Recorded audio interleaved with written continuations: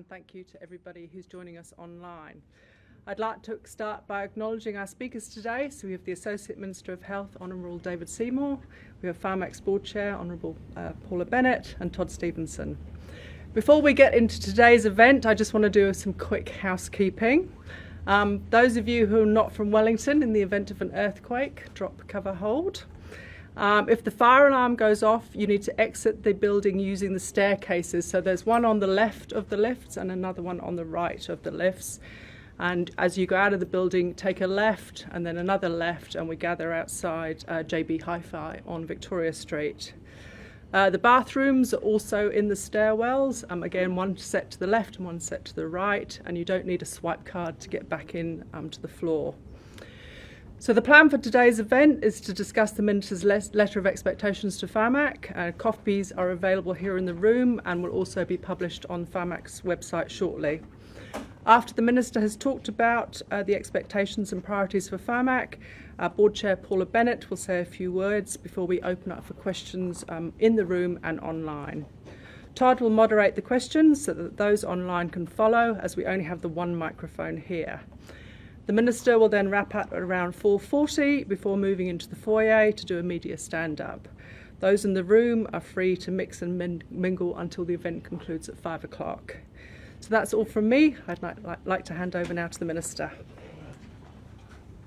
Well, thank you very much, Sarah, and thank you everybody for being here on a blustery Wellington June afternoon. I want to acknowledge a few people: the Parliamentary Private Secretary for Pharmac, Todd Stevenson, the Honourable Paula Bennett, Chair of Pharmac, and also the Director General of the Ministry of Health. Very good to see you here, Daisafati.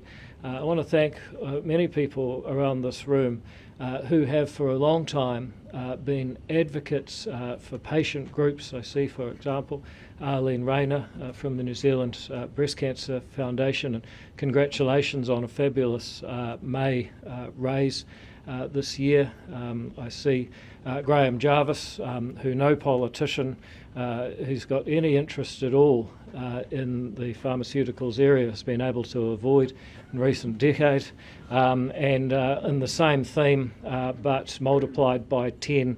It's very good to see you there, sir. So there's a wonderful group of people that have shown their care for patients up and down this country through their actions. I also welcome members of the press gallery here at Pharmac. I think it's really a pretty straightforward letter of expectation. I would divide it into four areas that you may have heard me talk about before, well before the letter was released. One of them is around culture. I want to start by saying I've visited this building a number of times now, and what I've always found is this building is filled with extremely highly qualified people, extremely able people, mainly in finance and pharmacology, and people that are intrinsically motivated to do a good job for all of New Zealand by accessing for eligible people the best possible pharmaceuticals within an available budget as the law requires. I think it's also true that after 30 years of having to say no so often to desperate and dying people, and having a job of going toe-to-toe with the pharmaceutical companies to secure that good deal, that has taken its toll on the culture, and sometimes Pharmac's been a bit more defensive than people would hope. That's understandable given the experience that they've had. My message for people in patient advocacy and the pharmaceutical groups for the clinicians is that actually Pharmac is a partner, and in this letter we're asking Pharmac to see itself as a partner as we work together to bring increasingly complex treatments, medical technologies to be made available to those New Zealanders in need. As a footnote to that, under the previous letter of expectations, there's been a strong emphasis on embedding the Treaty of Waitangi in everything that Pharmac does. I'm a strong believer in our founding document. I think it's critical to our country and makes us New Zealand. But it also has to be relevant to the task at hand. And quite simply, if embedding the principles of the treaty means that we're going to make sure that every New Zealander is treated equally in accordance with the needs that they have, then ka pai. If it means that some people will be treated differently based on their ancestry, then actually we don't think that there's a place for that in the mahi or the work that Pharmac has to do. A second important area is around this question of what the true role of Pharmac is. Is it to economise within a fixed budget, which I mentioned badly quoting Pharmac's statutory enablement at the beginning, to secure for eligible persons treatments within a fixed budget? Or is it to optimise the use of medical technologies for the welfare of all New Zealand?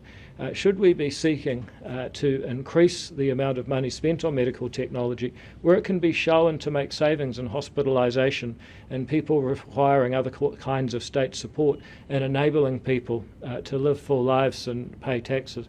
I'm not sure that we've been taking into account all of the benefits of medical technologies.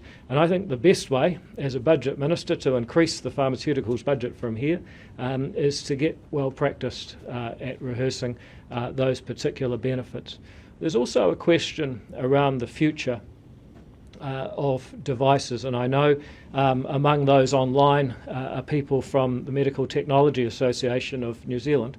It's now been 12 years since Pharmac was tasked with being in charge of devices. It's about 3 years since the Pharmac review said that Pharmac should not be responsible for medical devices. It's 2 years since the government of the day said that they would continue to be responsible for medical devices. And today, and in this letter of expectations, I say that Pharmac's either going to get very good at managing medical devices, or eventually Health New Zealand will be responsible. What I say to people from the Medical Technologies Association and others who are concerned about Pharmac's role, I think these guys have got it. And I think in a few years you'll be begging to always have Pharmac as the government agency with whom you deal. That is the challenge or the wero for Pharmac that they're going to be picking up to get very good at managing the whole gambit of technologies from pills to devices. And finally, there is a question in the letter of expectation around the question of procurement and assessment. At the moment, Pharmac is almost unique in the world in doing procurement and assessment as one process, and there's some advantages to that. For example, you can be changing what your assessment is based on what the price is. On the other hand, procurement, being commercially sensitive, often excludes other partners in the process, whereas assessment is something where often the vendor, clinicians and patient groups can have a lot to say about the value of a particular treatment. And again, we pose a question and a challenge that Pharmac will take up one way or another, and they will come up with an answer that I'm sure the government will accept, so long as they've thought about it, about what the role of procurement and assessment is about. It's a great pleasure of mine to introduce somebody that I've known for a decade. It's one of the signs of getting old. You can start saying things like that. Not you, me.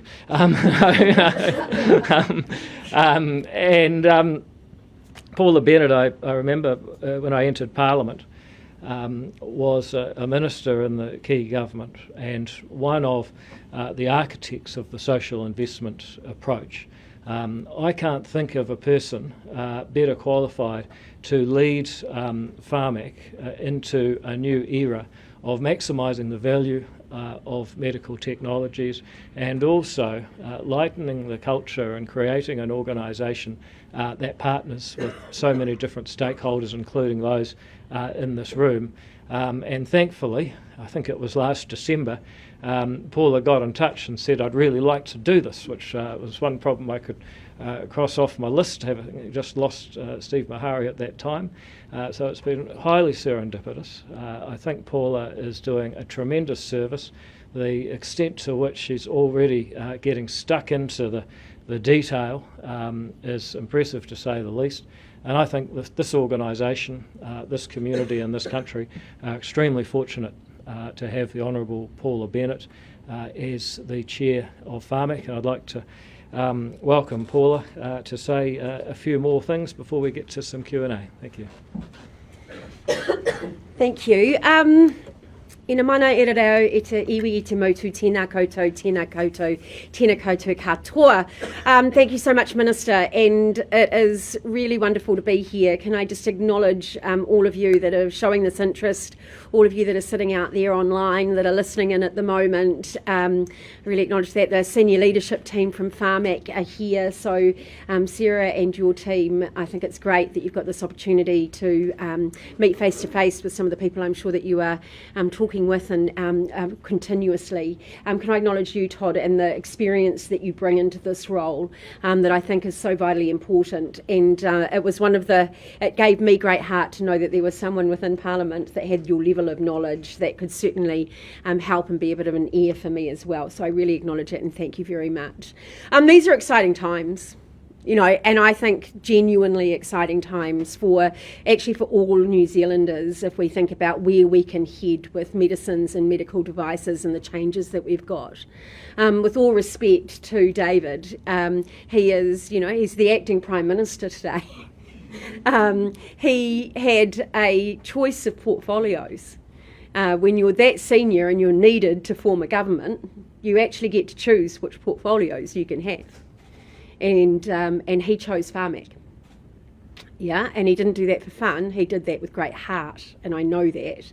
And it's part of the reason that I wanted to be part of this organisation as well. So if you think about kind of where we're at the moment, I think that we have got an incredible team that have done incredible work, but we are on the precipice of change. And that change has to be for all New Zealanders to see better, faster, timelier and more transparent the process and the medicines and what's happening. My goodness, $600 million more. That was a $2.5 billion overall if you looked at that budget of filling the gap and then increasing by another $600 million. These guys have pressed go. They've already got new medicines out there now for consultation. Yeah, you know them all. You've been asking for them. So have they. So has Pharmac. So we are, I really believe, as an organisation, your problem with having a minister for the first time that is sole responsibility for Pharmac is he's quite demanding. And that's what we can see in the letter of expectation. So he is setting out very clearly that he wants Pharmac to have a good look at itself as far as the organisation and the culture that it's got, where it's heading, how it is working with you, how it's actually hearing the voices of all New Zealanders. Because if you're not a patient now, or if you haven't got someone that you love and that is, you're bound to soon or later. That's kind of one of the only guarantees we've got in life, right? It's never going to go smoothly every day. So this, and what this organisation does, affects every single one of us at some stage, if not continuously.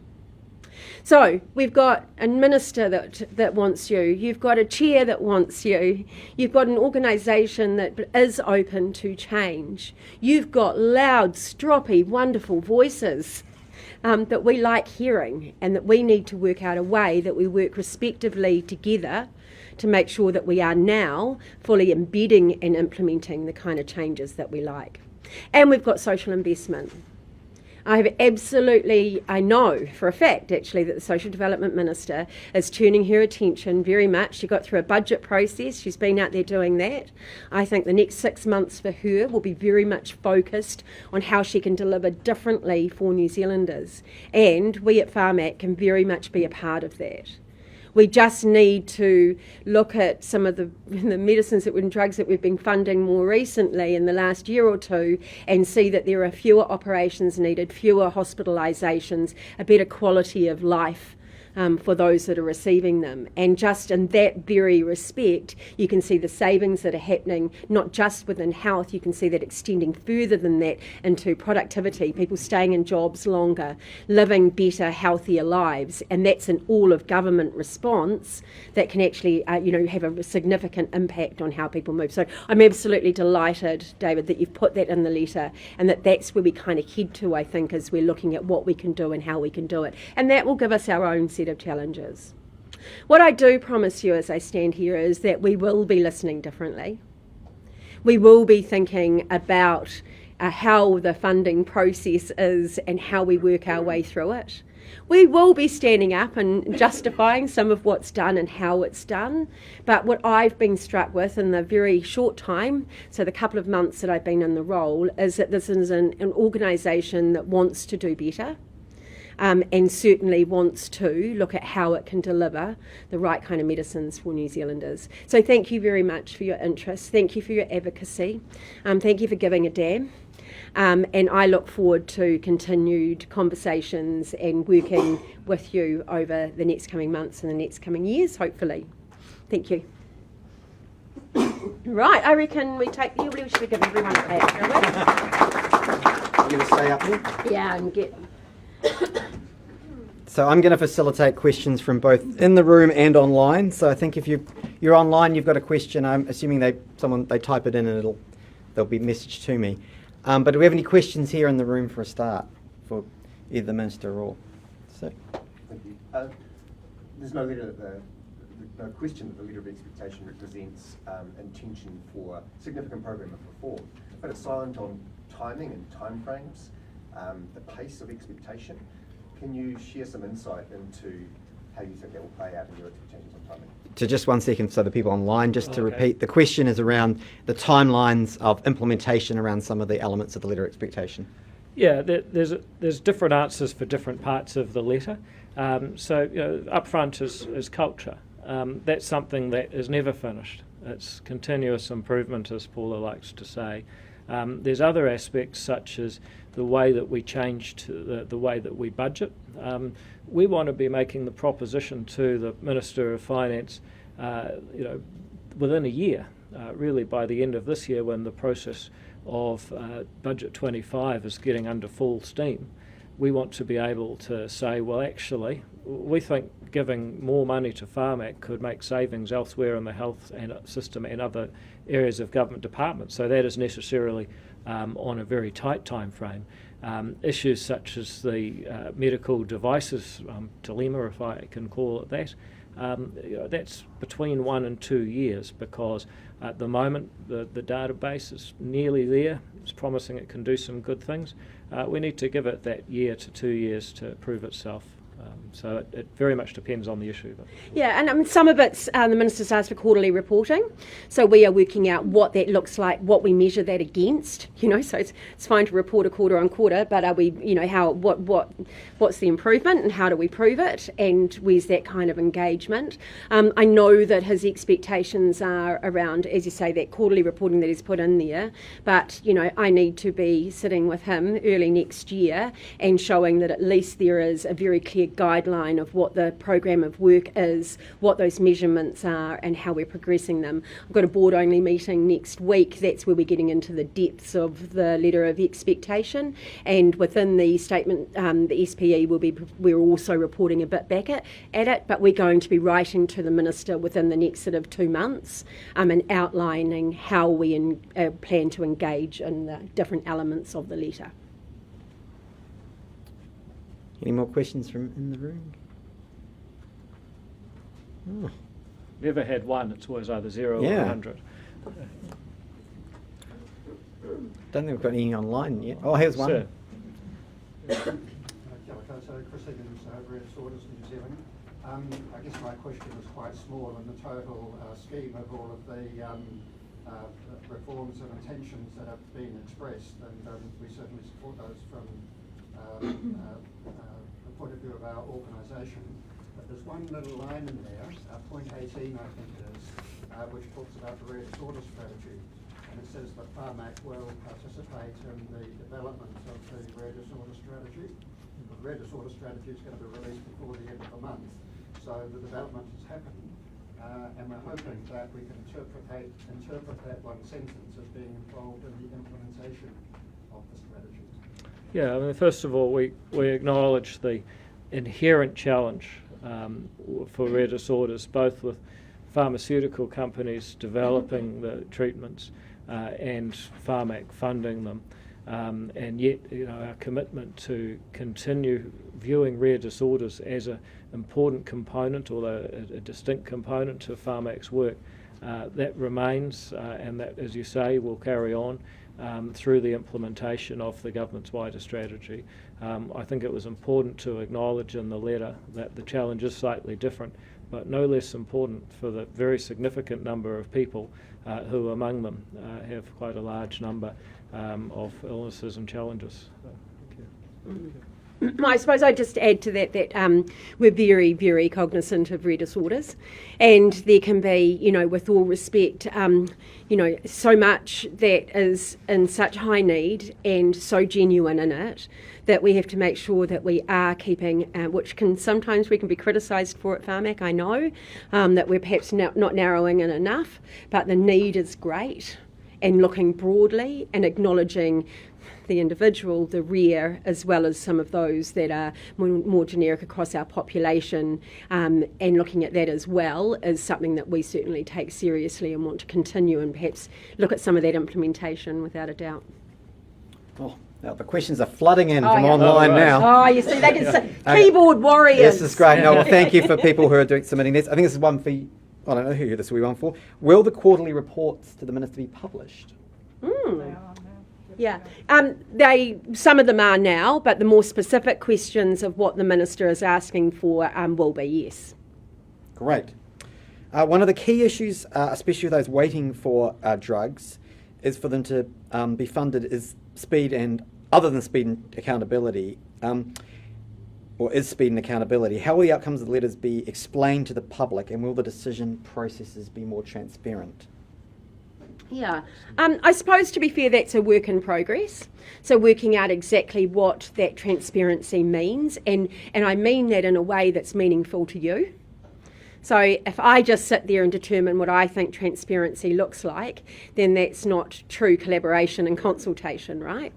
So I think going through the HTA and the journey of how a medicine is funded and looking at the critical components of each of those with openness with everyone that's got an interest in it is probably the most important thing that we can do in the upcoming months.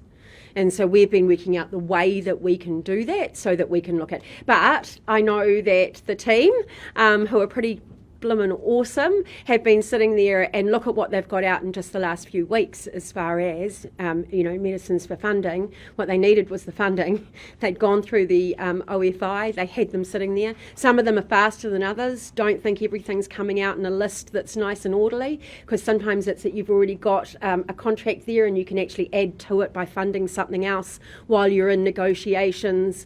Some things can be a little bit slower because they need to get into the country and we need to make sure that we can deliver them at the same time. The list is changing, all of the time, as we know, as new medicines come in.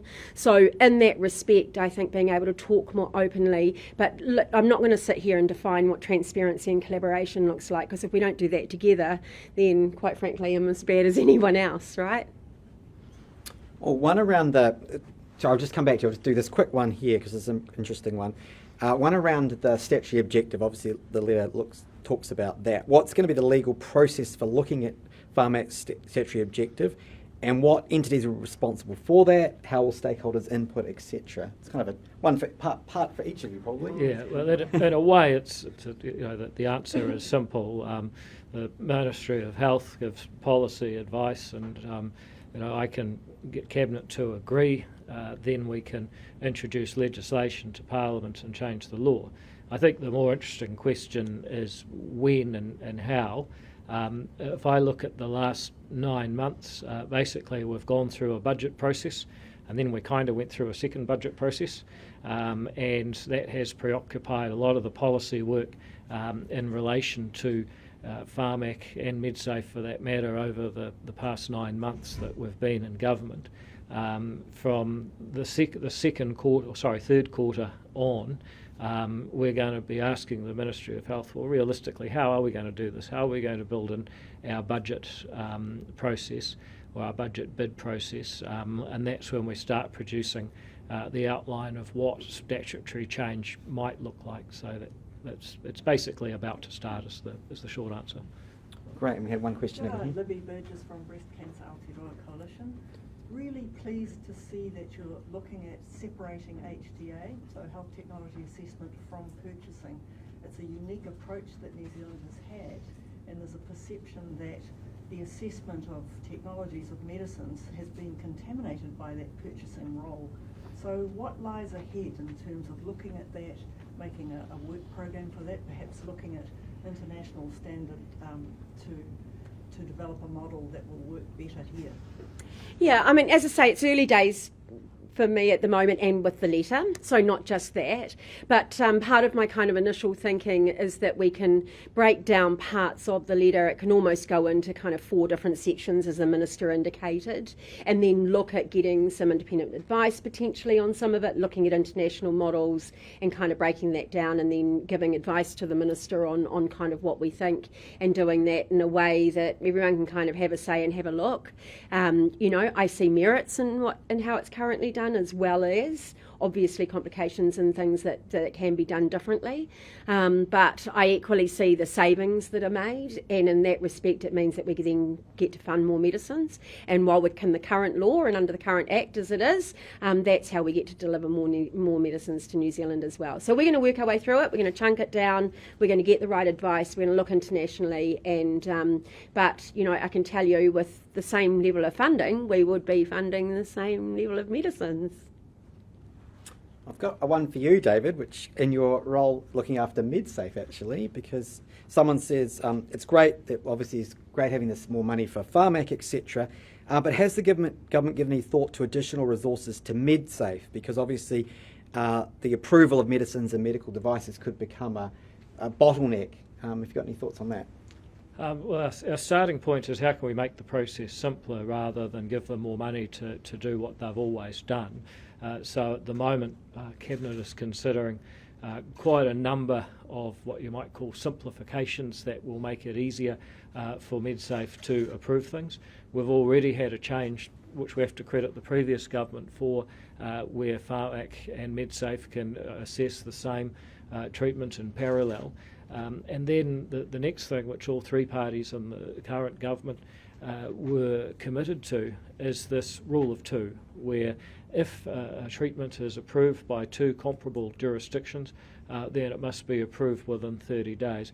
And we feel that that's going to take changes to the Medicines Act, so in line with repealing the TPA, or Therapeutic Products Act, we will then be changing the Medicines Act to accommodate that repeal and also the rule of 2.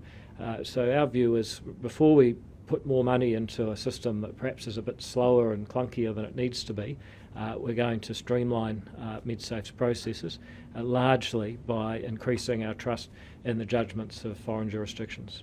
So. Yes. Thank you. I'm Lindsay Ansel from GSK.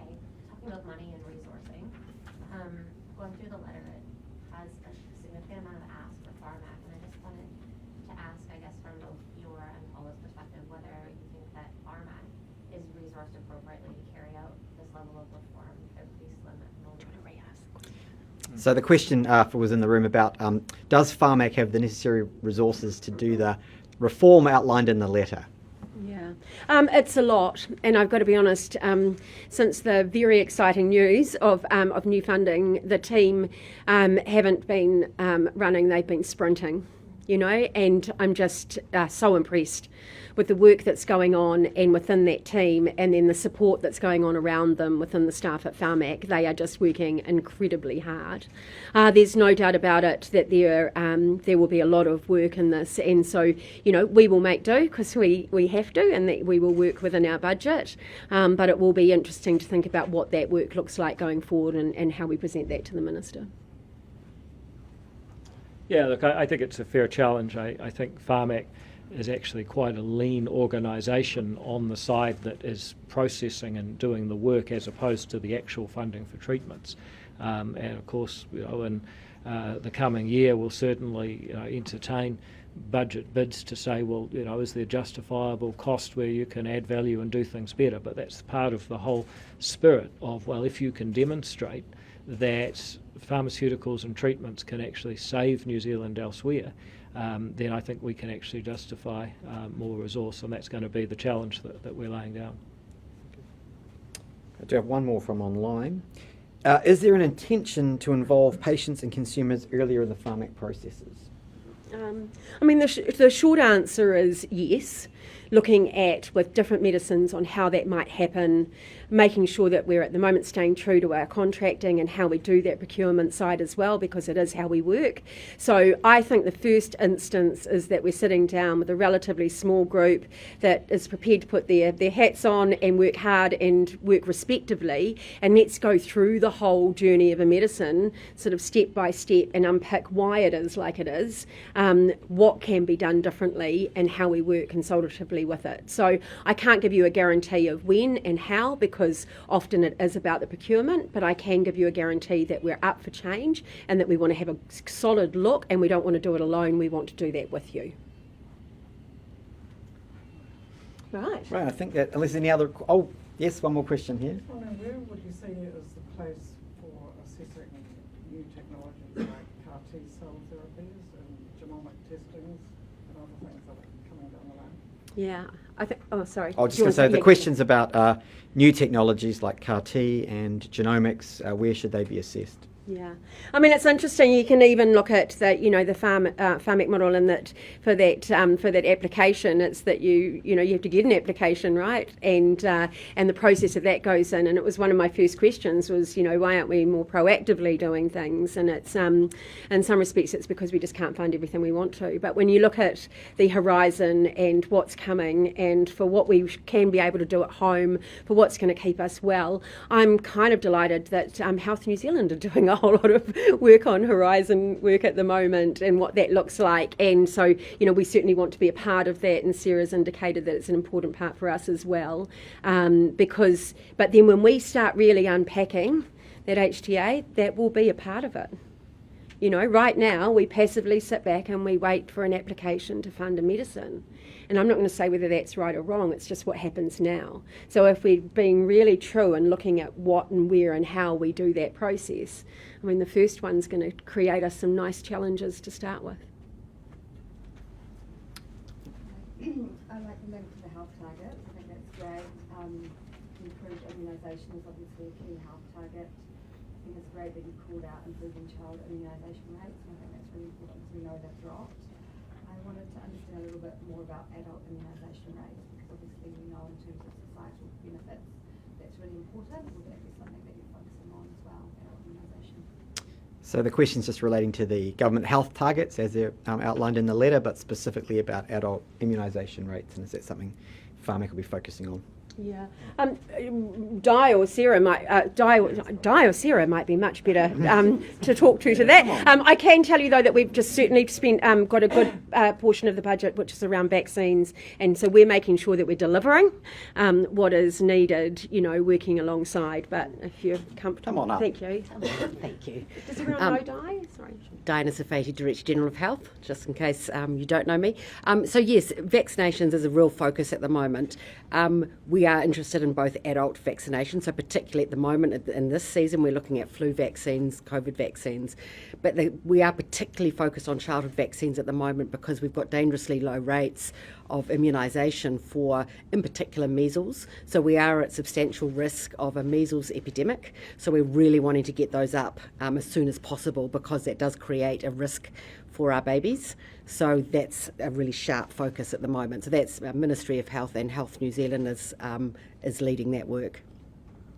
The team do tell me that actually making sure that you've got the right vaccines in the country at the right time, at the right level, is probably one of the most complicated things they do.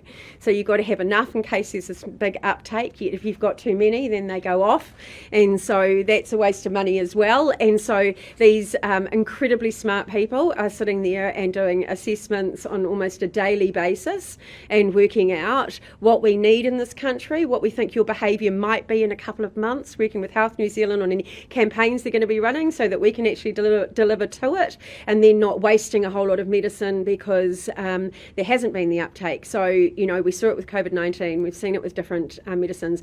I'm absolutely fascinated how these guys, spend their budget to within literally a percentage or two, and then equally how they're able to try and manage behavioural as well as that kind of what we don't know, because there's so much of that happening as well every day.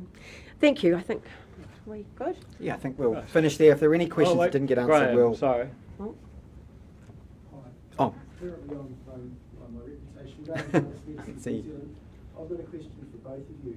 What's your vision for medicines access in New Zealand? And I'll quantify that by saying at the moment we're at the bottom of the RNZ in terms of modern medicines access that's publicly reimbursed around the rest of the world. There are countries that are actually worse off, not as wealthy as us on a GDP basis.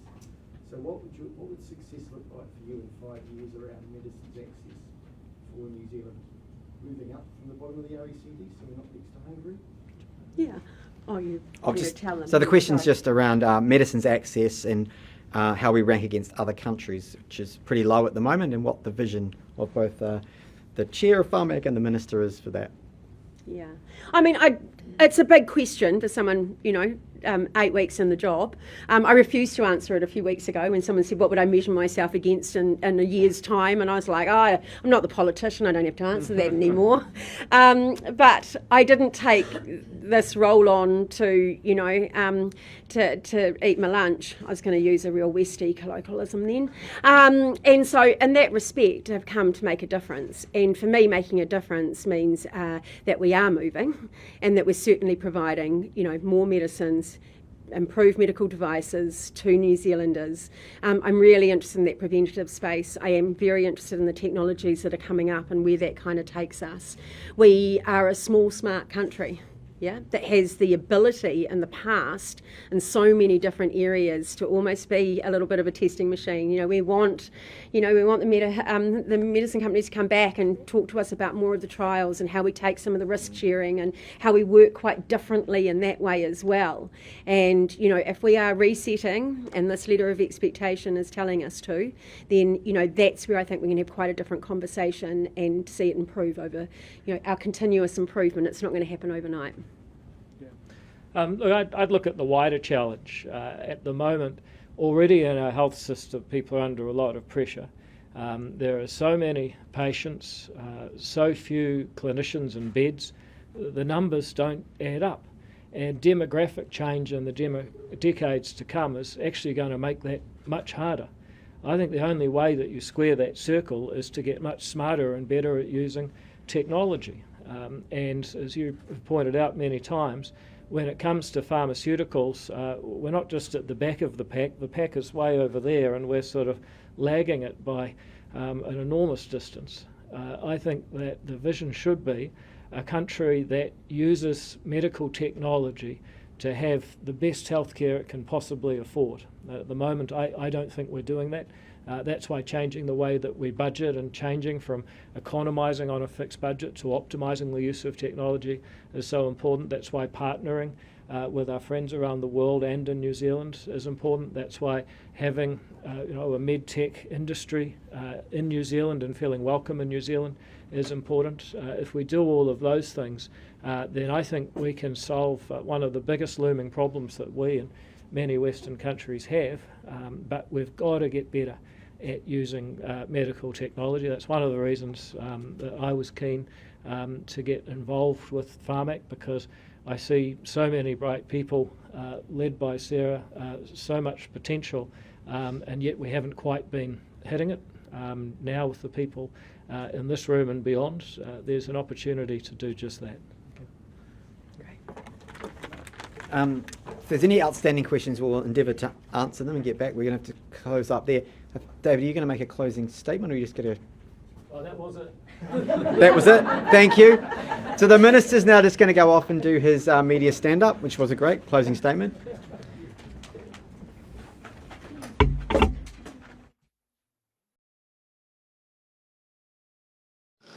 Some patients will be treated abroad. Other hospitals have opened up to patients from Ahmadiyat. Among them, this hospital on the other side of the city. It was in the process of opening up a new oncology department. Then, 50 new patients arrived in one go. Like 11-year-old Vlad, who was diagnosed with leukemia half a year ago, he'd been receiving chemotherapy at Ahmedid Hospital. When the attack happened, he was there for a checkup, along with his mom.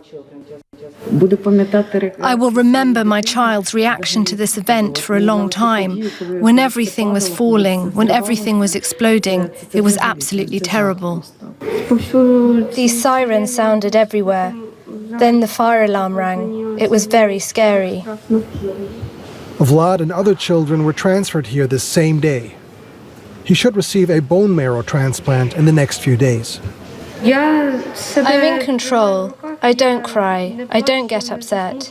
That's all for my family's sake, so that no one is worried, and for the sake of the other children. And I believe that there's no need to be upset. Even if everything is bad in life, something can still get better. Across the hall, we meet Olha. She's here with her daughter Anastasia, who's recovering from a bone marrow transplant and has Down syndrome and a related heart condition. She was supposed to stay in a sterile environment. The mother is worried about the impact of the attack. Thank God there were no fragments, nothing. But the depressurization itself, smoke, dust, this is what the child inhales, and it's very harmful for her because it can cause sepsis in a child in this condition. It was very risky. It's 19 minutes to 5. Yeah, wow. Back against the wall. I'll oddly stand next to him for the Pharmac. Yeah, well, look, first of all, thank you very much, folks. We really thought we should do things differently. Coming to Pharmac, talking to stakeholders as a statement about that spirit of partnership that we'd like to see between clinicians, patients, vendors and Pharmac itself. And I think so far, if you look at the leadership that we're getting from Paula as the chair, we're off to a good start, but there is a huge amount of work to be done, and we expect that people will be watching very closely over the next 2 years to see us get it done. That question you got about the funding as compared to everyone else in the OECD, we are at the bottom of the heap, even with the extra funding. How close can we get to jumping from the bottom of the heap? Well, I think that it's going to take several years, and the reason for that is that each year we've got to show the other ministers that we can give up spending elsewhere and get bigger bang for our buck and bigger savings from funding pharmaceuticals. And if we make that argument properly, then we will eventually be in the middle or ahead of the pack, because we will have shown that pharmaceuticals fundamentally make sense. And I believe that the problem of healthcare over the coming decades as populations age is something most Western countries are not even, are pretending doesn't exist. The reality is that without making better use of not just pills but all medical technologies, we can't solve it, and that's going to require us to get into the middle or the front of the pack. The expectation in your letter to make that sort of take that social investment and approach to medicine, that has been, like, Pharmac does already do that. It takes into account a number of factors when deciding to fund a drug. Is this more about getting their processes right to prove it to you, to prove it to Cabinet?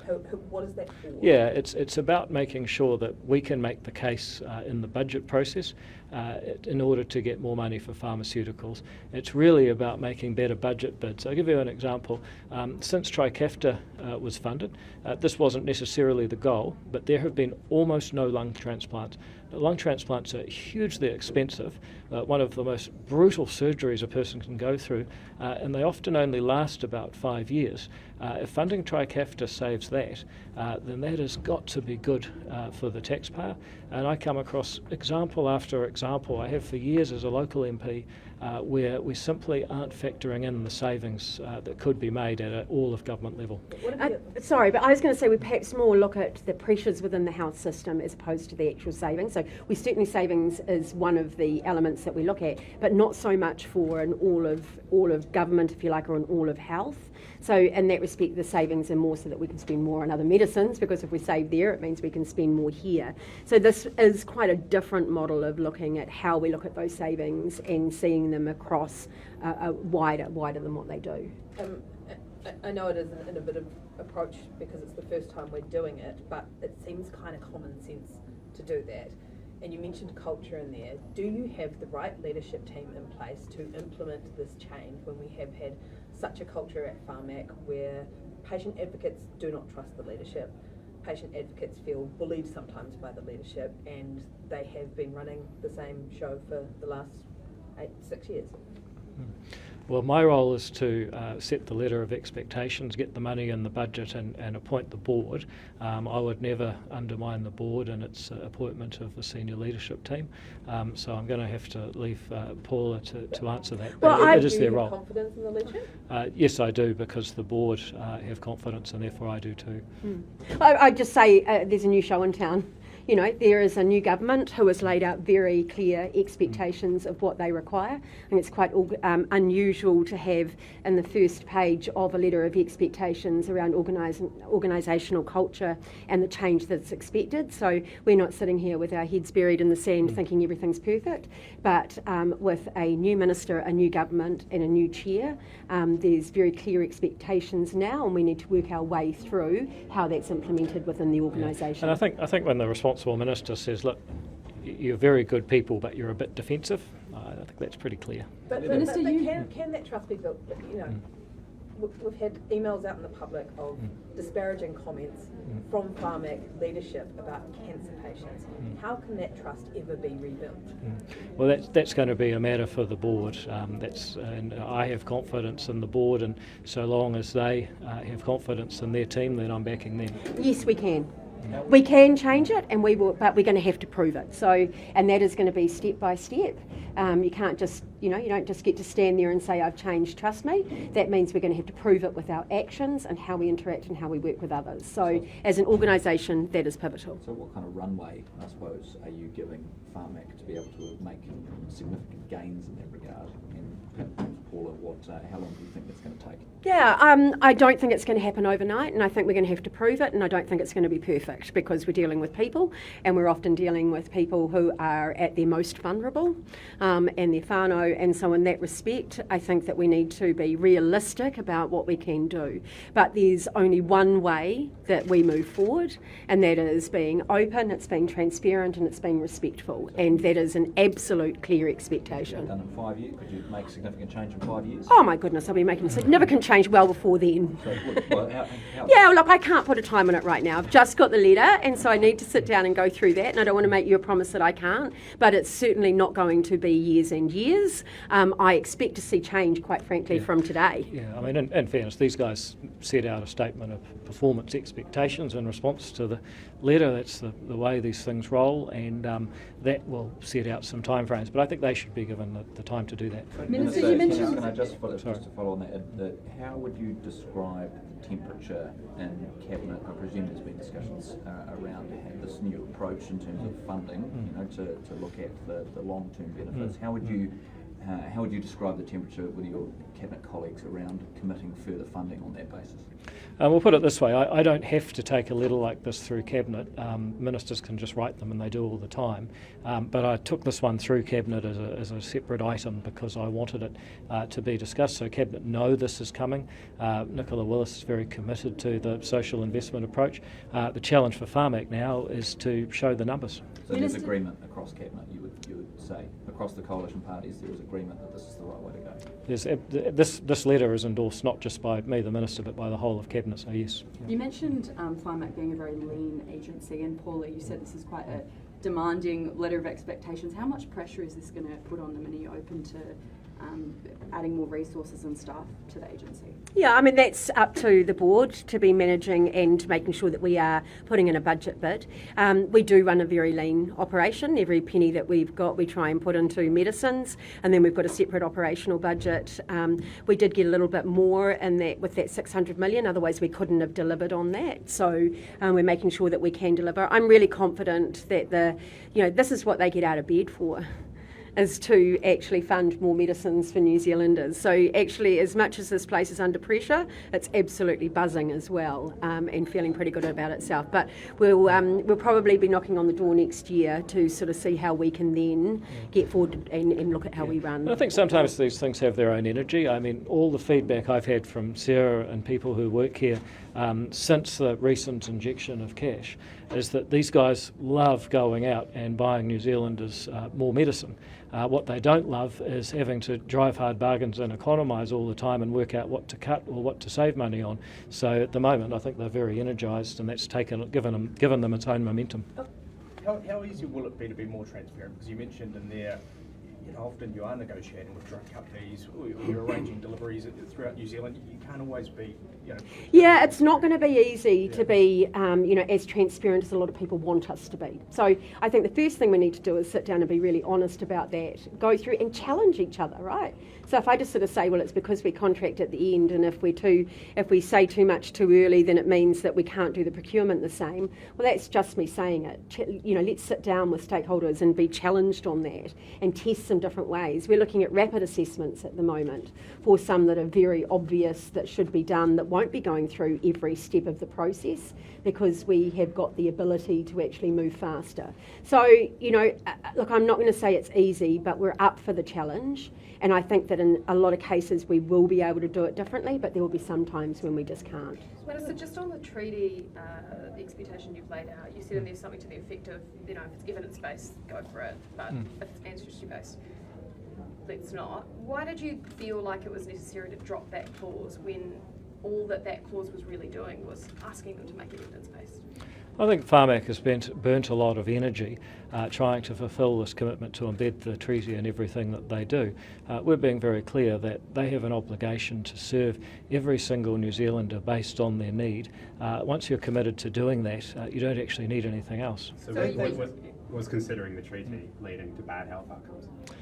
No, there's no proof of that, but the other question is if you have to hire a whole lot of people and start setting your objectives based around is this consistent with the treaty, every moment you're thinking about that, you're not thinking about how do we get better outcomes. So while it may not necessarily lead to bad outcomes, it certainly distracts from getting good ones. Could they not do both? Could they not walk into your government? No, because actually when you have a finite amount of resources, you go back to the question we've just had, will they be able to do all of the things they're being asked to do in this letter?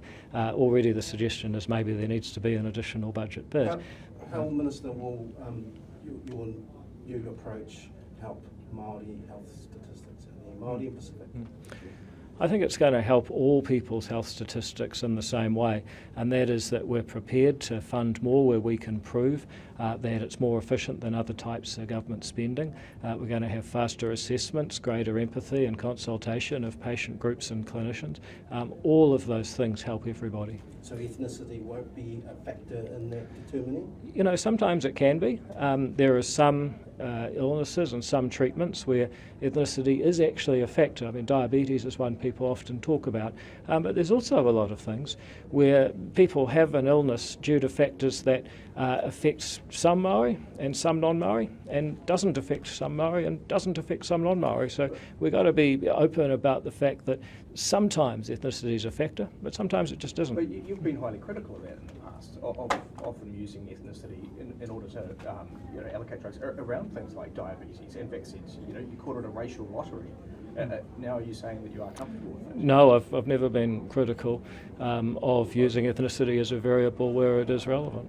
But, I mean, you use vaccines as an example in your press release last year, where you called it a racial lottery, and you're highly critical of Pharmac using this approach, using ethnicity in the distribution of any drugs. Well, actually, I believe that if ethnicity is truly the only statistical variable, it should be used.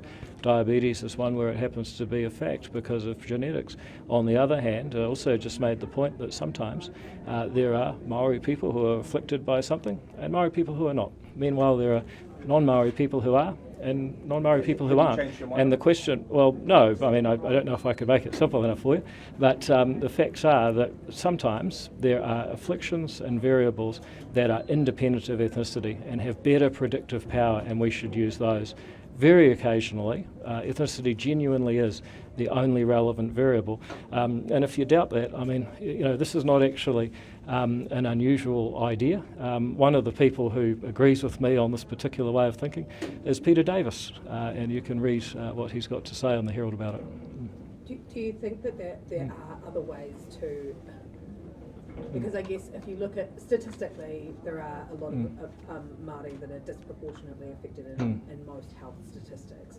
Is there another measure that you could insert into Pharmac so that that same group of people get the medicines that they need without it being a Treaty of Waitangi thing? Well, I think what's important is recognising what are the determinants of health and what are the treatments that can fix those determinants. Now, sometimes there'll be a correlation with ethnicity, but as I've said many times, there are a whole lot of variables. The quality of housing is a hugely important variable. If you live in a bad house, it doesn't matter what colour you are. You live in a good house, you're going to be healthier regardless of ethnicity. So we've actually got to start focusing on the causative factors, not just lazily grouping people by race. Part of the reason that the Waitangi clause got put in there, correct me if I'm wrong, is because it was feedback from the review into Pharmac that Māori were disproportionately affected and weren't getting the drugs that they need. So that's how the clause ended up there. Yeah. Now it seems you're turning your back on that. There's been a lot of that thinking that we should use ethnicity as the proxy for need. This government believes in need not race. We believe that actually we need to use good data, a social investment approach, to identify the real causative factors. Right, so if it turns out that in 5 years' time Māori are worse off in those health statistics, will you reconsider your position? Well, I'm quite confident that that won't happen, but yes, I'm always open to changing my mind if the facts change. What the Minister's been quite clear on is that it's evidence-based, and in that context, what we do look at and what we are responsible for is access to medicines as well. One of the things we talk about is more rural areas that are struggling. Often Māori are living in more rural areas, so it is making sure that we're getting the right access to the right people. So we're not basing that evidence based on Māori should be ahead of the pack of anyone else or anything like that, but there's certainly be elements where you can see us trying to spend a bit more and increase the access, because that makes sense for the well-being of Māori and as a consequence for all New Zealanders. And one of the other things that was brought up in there is rare diseases. So because of the way that Pharmac's operated, the most amount of treatments for the most amount of people for so long, how are we still heading down that path, or are we going to be again waiting those decades for kids with spinal muscular atrophy to get a drug that significantly changes their lives? The challenges with rare disorders are really, really hard because the numbers of people affected are so small in each different case, but it affects them severely. So that challenge is there. It's not easily solved. What I've said in this letter is that Pharmac needs to keep working with the Ministry of Health to do everything it can to overcome that challenge. But often it's not actually anything we're doing, it's that the medical technology and pharmaceutical companies out there in the world haven't actually invented the cure. So in some sense, the diagnosis is getting ahead of the cures. That's a very hard problem for us to solve. One of the ideas that Shane Duty had in opposition, I think, is a specific pool of funding for rare disorders medicines. Would you be open to that? That's really an operational matter for Pharmac, but I certainly would consider the possibility. You just got to think about how is that going to work? How do you know how much to put into it without effectively breaking the Pharmac model? I think part of what we can look at is getting more clinical trials back here in New Zealand. I think resetting that relationship that we've got with pharmaceutical companies is equally as important. They're here today, they're part of that stakeholder. And I think if we are, as we sort of said, risk sharing and looking at how we do that differently, then we could be part of that instead of actually being left out at the moment as well. So that might bring the cost down quite dramatically, because some can be very, very expensive. And just on the two rule. Rule of two. Yep. Rule of two, that's what we're in a period where, because of probably coming out of the pandemic, there is a little bit of distrust of medicines, particularly vaccines. How can you ensure that by removing a regulatory step in New Zealand that you don't erode the trust of New Zealanders in medicines? Well, I think we've got to make sure that we're also using good evidence and not letting a relatively small number of people deny the rest of New Zealand faster access to treatments. The rule of two will work in the following way. If the Food and Drug Administration in the United States and the Therapeutic Goods Agency in Australia both say something is safe, there's probably not actually a lot more MedSafe can do to further prove it. So maybe we should trust them. I think actually having two other countries' agencies saying something is safe is probably going to give more reassurance than just one. In fact, one way you could put it, two heads are better than one. You said during Scrutiny Week, Minister, that you did not believe Māori were inherently disadvantaged in response to a question on cancer outcomes. I think your exact line was, "Some of us are doing very well, thank you very much, and don't want to be typecast." But there are mountains of research to suggest that Māori are disadvantaged inherently when it comes to cancer outcomes. So are you rejecting that research? Well, if you'd like to quote any of it and explain how it works, I'm happy to have a debate. But frankly, I'm getting a little bit tired of typecasting all people of one race as being the same. I'm more interested in getting into the data. What are the causative factors? Living rurally, being poor, having poor housing, smoking is a major cause of cancer that we know is more prevalent amongst people who identify as Māori. Diet is important. If we can get through the things that actually practically make a difference, then we can start solving the problem. If we just go with the lazy assumption that all people of one ethnic background are the same, then I don't really know how to continue that conversation. I think it's time to move on from that kind of thinking. Are you arguing we should look at the individual, not the person as a whole number of people? I'm arguing that we should use good data and interventions that are actually practical and can be effective. I guess the follow-up from that is, if you were taking the treaty out of that, which does cause a focus on an area which a group of people which is disadvantaged, what are you replacing it on so that those people are still visible in the system? I think overall our emphasis on actually getting engaged with the patients, also with the clinicians and with the vendors, means that we're going to see a much better uptake of information, ultimately much better empathy and understanding of all people. So this is not performative. As you can see in this letter, we're quite serious about changing the way the Pharmac model operates after 30 years, while maintaining its arm's length independence from politics, as you've seen in recent weeks. All right, thank you very much, team. Have a great day.